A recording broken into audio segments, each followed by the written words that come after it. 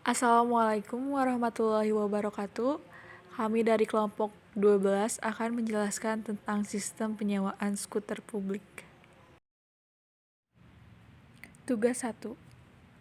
Eksplorasi sistem. Di masa sekarang, untuk memudahkan aktivitas banyak orang, banyak sistem baru yang bermunculan. Salah satunya yaitu sistem penyewaan skuter publik. Sebagai contoh sistem penyewaan skuter publik yaitu Grab Wheels. Untuk menyewanya, maka langkah pertama yaitu mengunduh aplikasi Grab, kemudian registrasi. Pengguna harus berjalan menuju tempat parkir Grab Wheels terdekat. Selanjutnya, stasiun manajer di tempat parkir akan mendaftarkan skuter untuk pengguna. Ketika ingin menggunakan, pengguna harus memindai kode QR yang ada di tengah pegangan skuter. Sebelumnya, pengendara harus memastikan baterai skuter dan fitur keselamatan lainnya.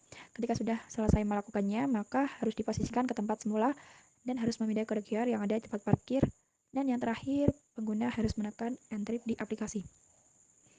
Selain GrabWheel, sistem penyewaan skuter lainnya yaitu Friend. Friend merupakan sistem penyewaan skuter listrik melalui aplikasi yang saat ini memiliki 16 titik penyewaan di Jakarta. Untuk menggunakannya, pengguna harus sudah mengunduh aplikasi Friend. Jika sudah, pengguna harus melakukan registrasi dan verifikasi dengan melampirkan SIM. Pengguna melakukan tombol saldo, m-banking, atau secara tunai di stasiun Friend. Setelah masuk pada aplikasi, pengguna bisa memulai dan memindai kode QR di smartphone admin Friend. Pengguna bisa mulai menghidupkan kendaraan dengan memindai kode QR. Jika ingin mematikan kendaraan, menekan tombol engine off, dan jika ingin menghentikan penyewaan, maka menekan tombol stop Friend dan menunjukkan kode QR di admin Friend. Selanjutnya masuk dekomposisi. Aplikasi penyewaan skuter online dibagi menjadi dua, yaitu sistem awal dan sistem akhir. Sistem awal dibagi menjadi registrasi dan penyewaan. Registrasi berupa input data diri. Penyewaan, input tempat awal, pemilihan skuter, pembukaan kunci. Untuk sistem akhir terdiri dari pembayaran dan pengembalian. Pembayaran berupa perhitungan durasi dan metode pembayaran. Untuk pengembalian berupa pembacaan lokasi akhir dan pemberhentian pinjam. Selanjutnya, yaitu tugas 2, terdapat deskripsi simulasi dan juga flowchart. Untuk deskripsi simulasi, kita ada subsistem registrasi, subsistem penyewaan, subsistem pembayaran, dan juga subsistem pengembalian. Untuk flowchartnya, akan dimulai dengan start, nantinya akan ditampilkan buat akun. Jika user memilih ya, maka user akan diminta untuk input email, username, serta password. Nantinya, program akan menghasilkan output yaitu akun berhasil dibuat. Kemudian, program akan mengarahkan user untuk melakukan login dan input username serta password. Jika user tidak membuat akun, maka nantinya akan langsung diarahkan untuk login, kemudian sama yaitu input username serta password. Jika passwordnya benar, nantinya akan dilanjutkan ke login berhasil, kemudian akan ditampilkan menu dari peminjaman skuter online ini, kemudian akan ada pilihan tempat peminjaman, dan user akan diminta untuk input nomor tempat peminjaman. Nanti akan menghasilkan output dari tempat peminjaman yang sudah dipilih. Kemudian, untuk pilihan selanjutnya, akan memilih jenis skuter yang akan disewa, dan user akan diminta untuk input jenis skuter yang diinginkan. Nantinya akan menghasilkan output jenis skuter apa yang diinginkan. Setelah memilih jenis skuter yang diinginkan, nantinya user akan diminta untuk input jam sewa yang diinginkan. Dalam sekali penyewaan, user dibatasi maksimal 10 jam penyewaan. Nantinya setelah user input jam sewa yang diinginkan, akan menghasilkan output berupa jam sewa.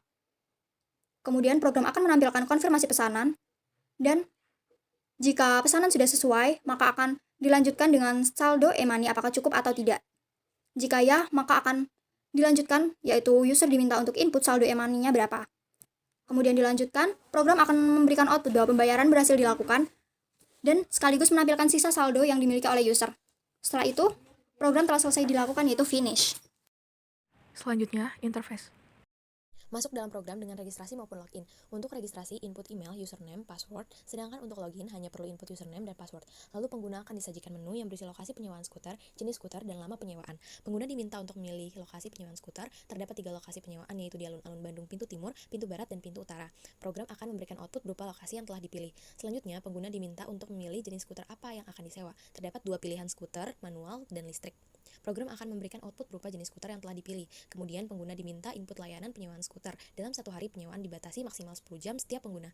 Program akan memberikan pilihan konfirmasi kepada pengguna. Pengguna bisa mengecek kembali pemesanannya dan konfirmasi apakah sudah sesuai atau belum. Jika pesanan sudah sesuai, maka pengguna akan diminta untuk input saldo e-money. Jika pesanan tidak sesuai, maka pengguna akan kembali diberikan menu awal untuk mengatur pesanannya kembali.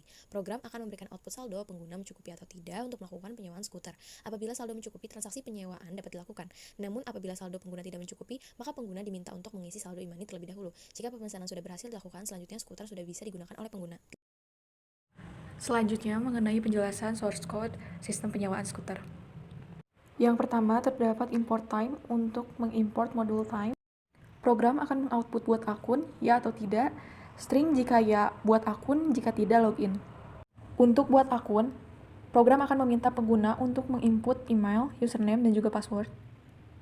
Lalu, program akan meminta pengguna untuk login kembali menggunakan username dan password yang sebelumnya telah dibuat. Login menggunakan while untuk perulangan, jadi jika password yang dimasukkan salah, maka program akan menampilkan username dan password secara berulang sampai password yang dimasukkan benar.